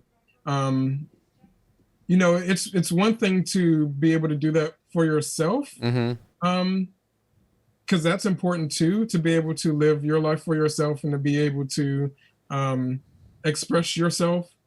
But then also, how can you help the people who can't do that yet? How can you, if you're their guardian or if you're in a position where you have more power than someone else, how can you help facilitate that person to be able to express themselves as opposed to joining society and pushing them down? Yeah. So it's a very important story that I think Pixar really nailed with this. And I think at the same turn too, not hiding those things from other people as well. Which is how I think how this and Loop are linked together, is because they kind of allowed, it's basically pushing those gates open so that other people don't have to feel that discomfort, because it becomes normal. Like, it's out there and it's normal life, and people don't have to be afraid or weirded out or ashamed of it, which I think is fantastic. Yeah. So yeah, that's why Float is my second favorite. And I guess would Float be your favorite? I think so. I think Float might be my favorite of the bunch. It's a pretty good one. Hey, Witches of the Couch, thanks for the raid. Another raid. Another raid. Awesome. Sweet. How's everybody doing? We're talking about Pixar's SparkShorts. Thanks for the raid. Click on that link if you guys do us a favor. Click on that link. Make sure to make your raid count. You know what? Before we get to our last one, this is a really good. No, it's not, because I didn't put it in. Oh, dang it! I will do it right now. It wasn't part of the rebuild. No, but I will put it in right now because I can. So, nope. I broke it. So I just rebuilt the show, so I forgot to put this one scene in it, but I'm gonna do okay. Do it. If you guys are new to our channel, and I know some of you are because you just rated from here, let me show you a little bit of what we do here at Perception Studio. Just requires me. Nope, that's not it. Okay, here we go. We'll be back in 1 minute. And we are Perception Studio. Wild turkey that hungers for blood. Hey. How goes Dandy? Hi, I'm Haley. And I'm Andrew. Fuck you. Yes, I'm kind as shit. The room begins to fill with a bunch of cola. Our heroes begin to drown. What my favorite movie of each year was? Yeah. I mean, I'm totally fine if I get crushed by a giant dragon slong. If that's how I'm gonna go, then like that's a way to go. I believe you. I say, tickle this, bitch, and I take. We'll Cinephilia later. That was almost good. The donation of $200 and no purpose. Look under your seats because everybody gets a reroll. You get a reroll. You get a reroll. You get a reroll. I hate it so much. And people are like, no. You know, sexual stuff. But we're just a little more grounded. So your progression is in the sky. Get in here. Get in the brain. I gotta stop squeezing. You gotta scoot your fucking chair over. Is that better? No, go away. Oh, jeez. Hey everybody, yeah. So that's what we do. We're Perception Studio. We do a little this, a little that. We'll do a bunch of different shows. We have D&D shows on Tuesday with the humans, and I say humans because on Wednesday nights we have a D&D show with puppets. We like to call it Felted Friends. On Wednesdays, it's a super fun, silly show. I would definitely recommend you guys come back at 7:30 p.m. Pacific Daylight PDT. All of we're in California. So, and tomorrow at 7:30 Sultan's Legacy. We also have a show called Chat Time on Thursdays afternoons, and we do another great show called Trash to Peace Theater, where we do readings of plays or old time radio shows with the Felted Friends and humans as well. So it's really fun. Come check it out. If you guys want to check our schedule for the rest of the week, down below we have a couple other things, like some random gaming, and then every Monday we do Cinephilia, which is our talk show about movies and entertainment. So welcome. Thank you for joining us. Thank you for the raid. Yes, welcome. Uh-oh. What? That's happening here. No, I swiped you away. Oh, why would you do that? I thought you were worried about noise. No, it was an accident. Cool. All right, let's go back to the show. I know this is our last one. Final. We've been talking about the Pixar SparkShorts, which, if you guys haven't seen any of them, they're a series of shorts that Pixar started last 2019 or last year, which was 2019. Last 2019. Not the newest 2019, but the last 2019. Right. Oh yeah, join our Discord. It's a great place. Yeah, a bunch of them are available, or all of them are available on Disney Plus to watch, but a bunch are also available on YouTube. So we've just been going through the list of the Pixar shorts, and we've got one left. The very last one, the very top one on my list, which I've talked about on the show numerous times before, is Kit Bull. You guys have seen Kit Bull, right? Because Will's gonna talk about it. I'm going to talk about it. Kit Bull is one that is available on YouTube. If you have not seen it, definitely see it. It's one of the animated shorts that was nominated for a Oscar for Best Animated Short last year. It lost to Hair Love, which I'm completely happy about, as much as I love Kit Bull. Hair Love was also a great short, which you can see online as well. You should check that one out. But Kit Bull is directed by Rosanna Sullivan. It was the second of the Spark Shorts to come out last year.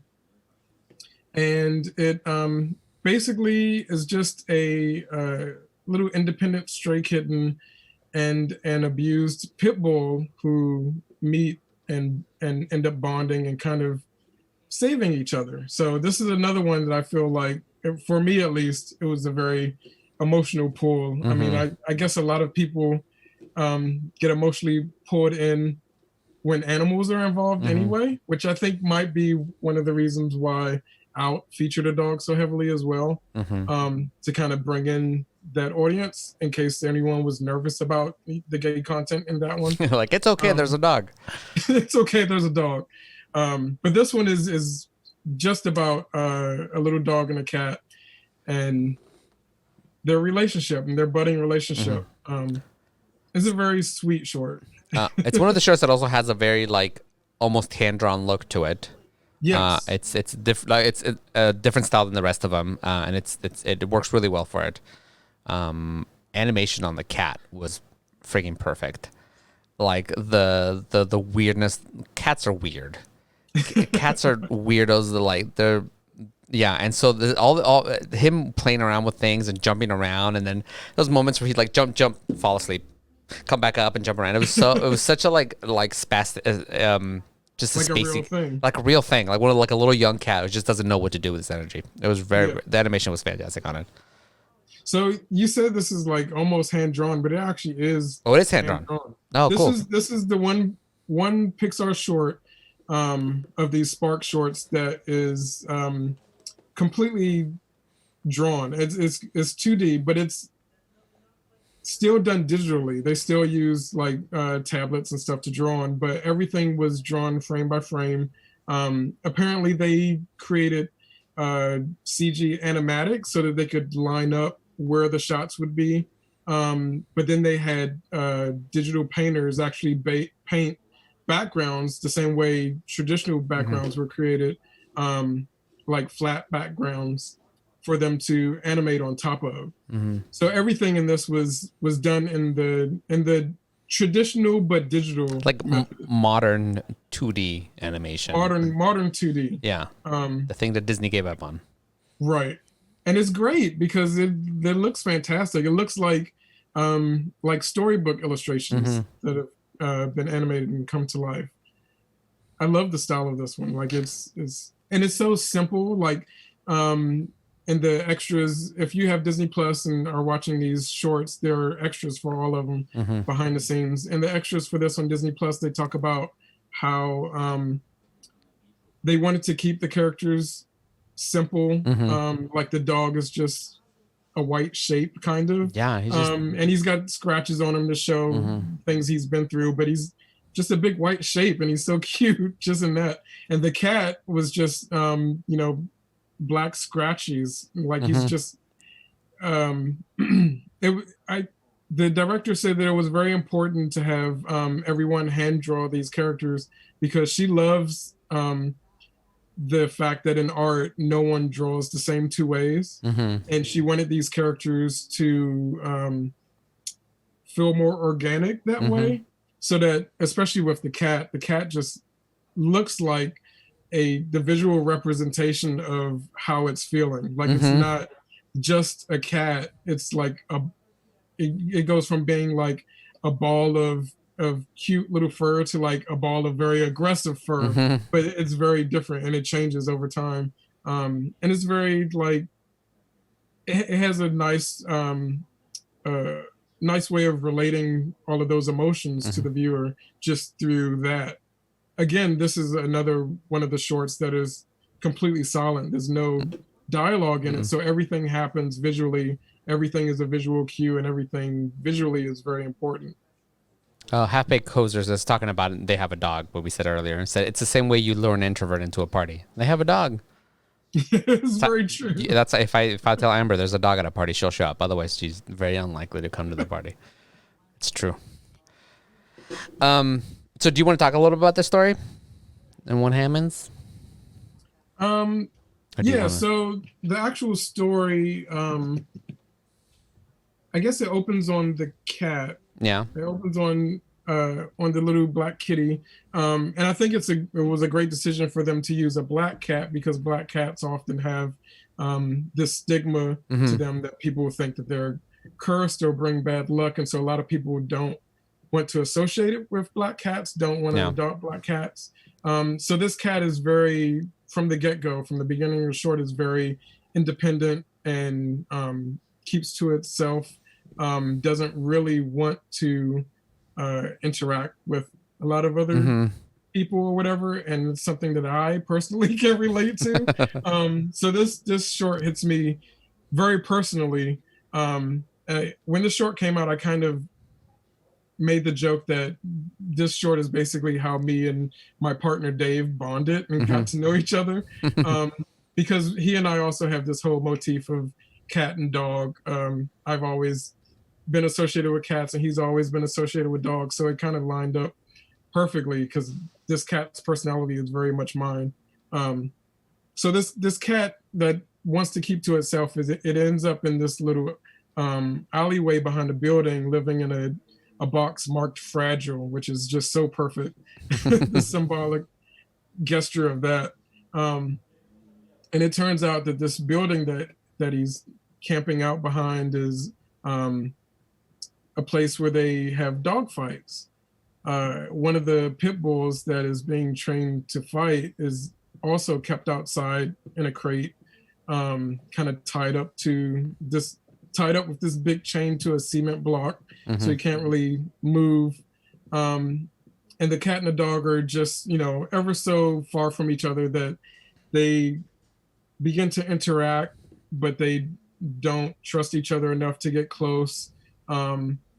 And, over a period of time, they both go through, things. And it's a short time. It's a very quick, fast-paced moving short. I mean, it leaves room for you to breathe and get all the information you want, but it moves fast, which is important for a short because you don't have a lot of time.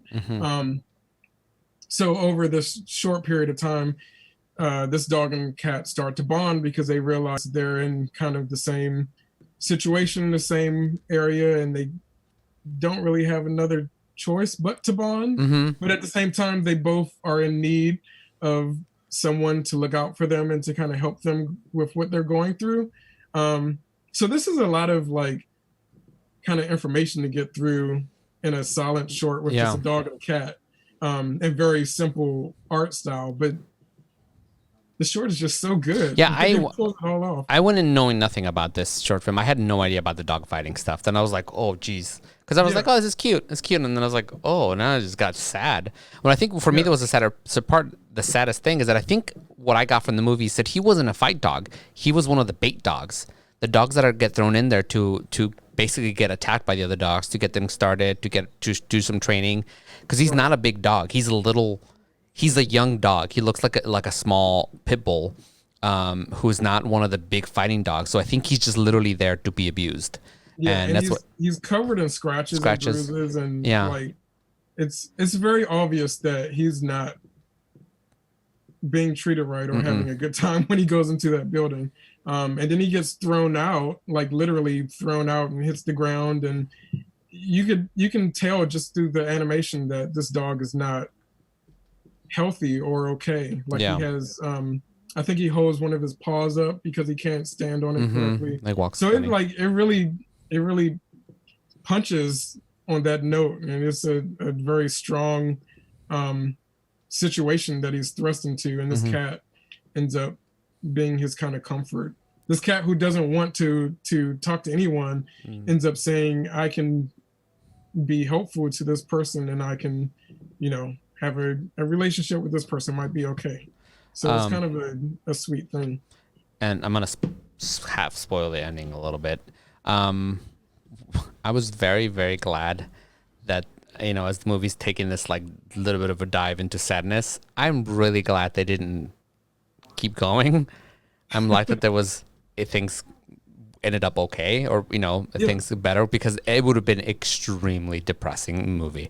Because I was like holding on. I was like, oh my god, the dog's gonna die, and that's gonna be awful, and then it's just gonna fade to black, and we're like, yep, everybody's dead, or whatever other sad thing could have happened. But thankfully, I think that's an important part of this, is that it is hopeful, and it shows that even if you've had a rough life, or if you've been through some shit, that you can come out of it. You might need some help, and you might be able to find someone who can help you, and the two of you, even if both of you have your own issues, you can still work together and support each other and move onto a better thing. A better life. Vintage Cooper says, but Art, the dog does die eventually. Yes, well, but I didn't have to watch it. So, I didn't have to watch it in this depression short. The day he dies, you're right, it's too short for a dog to die. You have to milk it for an hour and a half, and then you kill the dog at the end of the movie. They make everybody cry. You don't actually kill the dog. The guy walking around behind me, for all of you new to the show, that's the dog. I'm the cat, and that's the dog. That's my partner. So I think I said the director's name already. Directed by Rosanna Sullivan. She actually was inspired just by watching cat videos online. She watches a lot of cat videos to make herself feel happy and, for enjoyment, as we all do. Cat videos are very popular online. But when she decided that she was going to do a short, she just wanted to draw a cat. And she found drawing cats very cathartic. And so that's literally where the idea for this short came. And as she was drawing the cat and was drawing the cat more and more, the idea of the cat being shy and kind of introverted came about because that's how she was as a child. And so even though it started out as something as, sweet and innocent as just watching cat videos, even with Kitbull, it becomes a very personal story. As I've been saying, all of these shorts are very personal for the directors. And she, created that kind of character characteristics for the cat, so that it could be, something she could relate to from her own childhood. So it's kind of, I love that Pixar has just allowed these directors to go in their own direction with it, and not. I mean, they have 6 months to do whatever they want to do. That's awesome. As long as you have a short done in 6 months, and it's kind of like take your own workflow and figure out how to do it in that time. It's an opportunity that a lot of artists don't get, right? To just be paid to do what you do, and somebody just going bloop, go for it. It's to be able to develop, like you were saying earlier about the animator that you knew who worked at Pixar, and said it was just grueling work because you're constantly doing the same thing over and over. But if you're, if you're grueling over someone else's idea, and Pixar is more of a, Pixar has a lot better atmosphere than a lot of other corporate places, as far as a work atmosphere. But still, if you're grueling over someone else's idea, it's a little different than grueling over your own idea. So in order, to be able to get these, directors to create their own stories and to put their own self out there is very rewarding for them, I'm sure. Mm-hmm. Yeah, absolutely. And they didn't. I mean, I'm guessing there's going to be more. They're just going to keep making them. Oh yeah, they said that there's more to come. They haven't said specifically what the topics are for the next ones or who the directors are or whatever. But I guess this is going to be an ongoing series. Yeah. And like you were saying earlier, also, I hope that this is a stepping stone for a lot of these short directors to be able to then move into feature film and be, the next guard of directors for Pixar. Mm-hmm. Habek Hoser asks, so the shorts are the animators' passion projects? Yeah. Each animator got to pitch basically a story, and then Pixar allowed them to spend their time, their 6 months to working on it, which is great. And they're also not working on it alone either. They have a whole team. Pixar has given them a whole crew of story artists and writers and other animators to work on with it. So it's a whole mini project. And a lot of the directors have said that their favorite part of doing these shorts is the collaboration, because having someone being able to have an idea, but then bring in other people who will help you expand that idea and finesse that idea is really great. And a lot of this work couldn't be done alone. So, this is one of the nice, I think one of the things that I've liked the most on Disney Plus, the things that they've been, so Disney Plus has a ton of back content, a back catalog stuff, it's actually, as much as we hate Disney, it is actually a lot of really good content from the back end. On the front end, they don't really have a lot of new stuff. They're sort of kind of desperately trying to get new content to add to the catalog, which any new kind of service does. But I feel like this is one of the ones that have actually given us quality, because they've thrown other things together. Like, have you seen the Zen? Oh, I saw it when I was scrolling through. I saw it and I was like, Zen Animations or something like that. It's just like, I assume it's sort of like what the animation building at Disney California Adventure was, where it's just like scenes and music that like from Disney. Yeah, like there was one I clicked on the water one, and it was just shots from all kinds of Disney movies that had water in them, with like a calm music and water sound effects. And it's just they gave some interns like, here, edit these together, give me a water video. And it's so weird. Dave just said it's Disney ASMR. It is, but not good, because it's supposed to be like Zen-like, but like the water one that just click on the water one. It's cut like really fast, because they only have short little clips. They didn't even slow them down or anything. They're just like click, cut, and you're like, this is not Zen at all. It doesn't sound bad in theory, but watch it. I only watched like the first minute of the water, and I was like, nope, this is stressing me out. Maybe if it was called something other than Zen, it might work better. Yeah. But at fast paces, it feels like something a YouTuber would do. Like, hey, I'm gonna make put Disney clips to Zen, like calming music. It's very YouTube-like content, which is really weird. But on contrast, this is actually really nice content. Is what I'm saying. That from some of the newer stuff that Disney Plus has, this is one of the things that I hope they keep doing more, and this just becomes a regular thing. Yeah. All of these shorts are great. Like, I don't think any of these shorts are really bad. Even though I rank them from least favorite to most favorite, none of them are bad. And I recommend all of them. Yeah, do watch. Get your free trial of Disney Plus, 7-day free trial. Or just watch some on YouTube. Yeah. There are a handful of them that are on YouTube. And if you don't want to pay monthly, I do like that they offer the option to just pay, is it $65 for a year? For a year of Disney Plus, if you don't want, because I know paying monthly I have way too many monthly things that I lose track of. So sometimes it's nice to just be able to say, okay, I have an extra $65. I'm just going to pay for the year, and boom, I don't have to worry about it. I would say that it is worth it. There's enough content on Disney Plus that is worth it. Cool. Do you want to move on to recommendations? Sure. Do you have one? Yeah, I have one. Okay, this is not a strong recommendation, but I've been enjoying it. It's cute. So I don't know if you guys ever watched the TV show Amazing Stories in the 80s. They've brought it back on Apple TV Plus. So you'd have to have the Apple TV service. But if you guys don't know, if you buy any Apple device, if you buy any or have bought any, you get a free year of it. So it's accessible if you're an Apple user. But they brought back the Amazing Stories, and it's Amazing Stories in the 80s. It was kind of like Twilight Zone, in terms of like there's a bunch of short stories that are all kind of weird and stuff, but it's more from a perspective of amazing things. Like it's less creepy and dark as Twilight kind of was. More like family friendly, uplifting or cool. Like in one of them, a grandpa gets superpowers, and another one, some guy accidentally time travels. So it's that kind of stuff, but without the darkness of Twilight Zone. And it's pretty fun.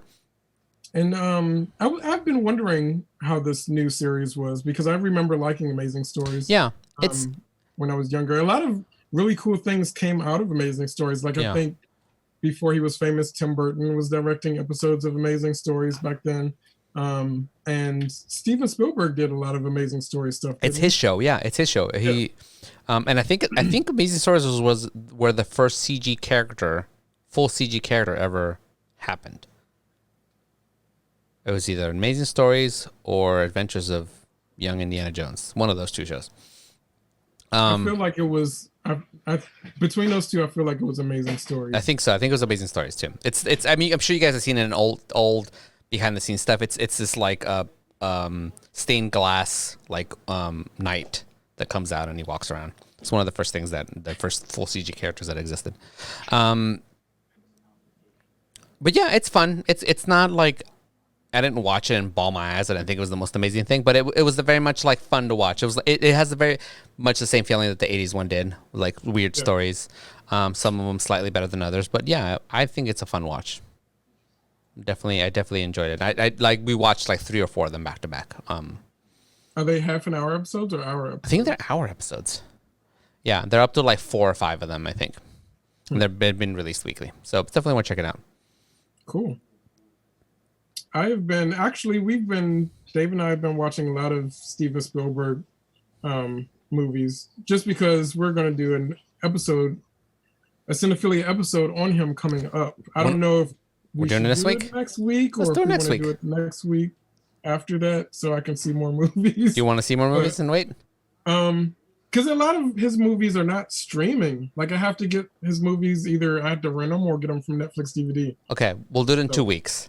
We'll do that one in 2 weeks. Hey, Reed H. Cooper, you get a 2-week warning on this one. Watch whatever Steven Spielberg stuff you want. We're just going to general. In 2 weeks, we're doing that. What we're doing next week, we have no idea yet. But we don't know. But I'll try to post it before Friday, so you have time. I have some ideas we could throw out there. And yes, Spielberg. Spielberg in 2 weeks. But as far as recommendations, I think the coolest things that we have been watching lately were not Steven Spielberg movies, actually, but we watched a series of PBS mystery movies that are about or inspired by Tony Hillerman novels. Mm-hmm. He's a mystery writer who writes a lot about mysteries that are set on native land. Mm-hmm. So all of these, we watched a whole trilogy of these mysteries that are they start. Why am I getting so tongue-tied? They're set.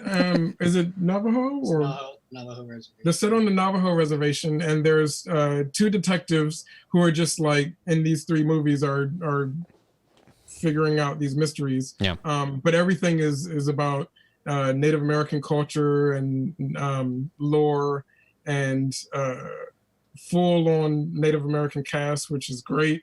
Not just like whitewashing and putting white actors in it, but actual Native actors.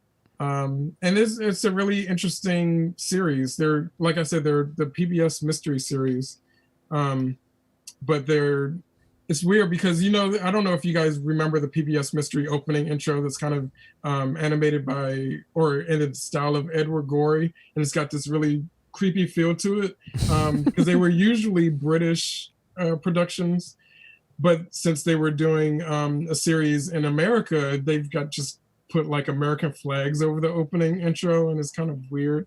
But otherwise, these Native American stories are really great. So the 3 movies are titled Skinwalker, Coyote Waits, and A Thief of Time.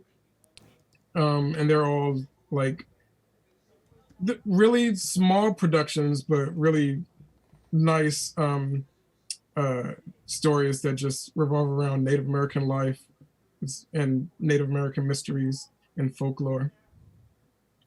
That's cool. Where can we watch this? We had to get them from Netflix DVD. I know I'm always bad about recommending stuff that you can actually stream, but that's what I've been watching lately, and they're really good. Well, good luck, everybody. The books are good too. Dave says the books are good too. I have not read the books, but he actually read the books that these are based on. Rich Cooper said Spielberg only wrote 3 features. Yep, guess so. I have a lot of things to talk about Spielberg already, but it's going to wait until our episodes. I've been noticing a lot of things that I'm just like, really? I mean, but I love Spielberg. Like his early work is really, really good. His early work. I feel like that's the thing with any generation, though. I feel like as the younger creators or artists come into their own, they're the thing, and they do what's great for that time, but then they're so successful at doing it that they continue doing it, and as time moves on, they aren't the thing anymore. I feel like that's with I mean, it's not just Spielberg. It's I think it happens to a lot of artists in general. Not just filmmakers, not just artists in general. There is sort of a peak, right, that you get to, and you're like, this is the best I ever did, and if you keep doing the same stuff, it's not gonna get any better. Yeah. And so you have to. That's why you have to keep reinventing yourself. And not everyone can do that. It's hard. Yeah. I get that. Cool. So we're gonna cover Spielberg in 2 weeks, and then we'll let you guys know what we're covering next week. Cool. Maybe in the next 2 days I'll post it in the Cinephilia Discord. If you're not part of the Discord yet, join the Discord. It's a really fun place to hang out. It's a very active community. Everybody's super nice. We try to maintain a community that's calm and nice to each other. So it's a safe place to hang out. Only kind of trolls we have are funny trolls, like because we have a lot of trolls, but it's all like nice people, not like the people we have to ban from the chat. Also, thank you, Hardliner, and any other mods who've been in there taking care of stuff. We appreciate you guys. Cooper looks at Megalo. We do appreciate you guys taking care of our chat and make sure that our chat stays safe and nice. I fully endorse trigger happy banning. Ban away anybody who's jerk. Protect the chat is what I say. Yeah. Cool. So we'll be back next week, same time at 5:30 tomorrow. Not tomorrow, next week. Tomorrow though at 7:30 p.m. Solon's Legacy. Let's come back for that. And then I might be doing some random video game streams throughout the week. I'm trying to get something working over here with VR. But it's complicated. Yeah, I'm gonna try some. So I just bought an Oculus Quest, and I want to do some. What do you mean you just bought one? I thought you had one already. No, I had an Oculus Go. I just bought an Oculus Quest. I see. There's a difference. There's a difference. So yeah, I'm gonna do some of that, and then I'm Oh, when is Danny's family? I don't know. I gotta ask him about that when he's gonna play again with his family. Everybody seems to really like that. Yeah. So if you guys can check the schedule, it's up on everywhere. It's on the Discord. It's on Instagram. It's on down here at the bottom of our Twitch page. I've been updating that too as we go. So there's a lot of places to find out what's going on for our set shows. And then we'll be back again on Friday with some more Masterpiece Theater. I think we wanted to keep doing the Ready Place for a little bit. Yeah. You got anything else, Will? No, that's it for me. All right. Thanks, everybody, for joining. Talking to you guys, and thanks for everyone who raided in and stayed around and hung out. Happy to have you, and thanks to all of our regulars too. It's always good to see you guys. Yeah, thanks so much for coming back. Wait, Janangela, what do you mean this page is not correct? Is the Twitch schedule not correct? I don't know why I'm doing this on stream, but now that you're here, you can tell me what's wrong. I don't know why I'm doing this on stream, but now that you're here, you can tell. What are you doing? I started watching the stream at the same time. Where's the schedule? Well, I'll double check this. Oh, that one. You're right. That schedule isn't right. There is another schedule thing. You know what? I'm going to delete that one. You're right. Twitch changed things. Now they have a schedule tab underneath somewhere in the panels that actually I've been filling out and didn't realize that this other schedule thing was still here. So I will fix that. Thank you for letting me know. You're right. But yeah, everybody else is there. Don't look at this one. I'll fix it later. Cool. All right. Thank you so much for joining me, guys. We will see you next time, man. I was waiting for it to happen. I almost did it right. I was like, don't screw it up. Don't screw it up. And I screwed it up. Thank you so much for joining us. I almost stepped in and saved you, and I was like, no. Why didn't you? All right. Thank you for joining us, and we will Cinephilia later. Not ready for the button.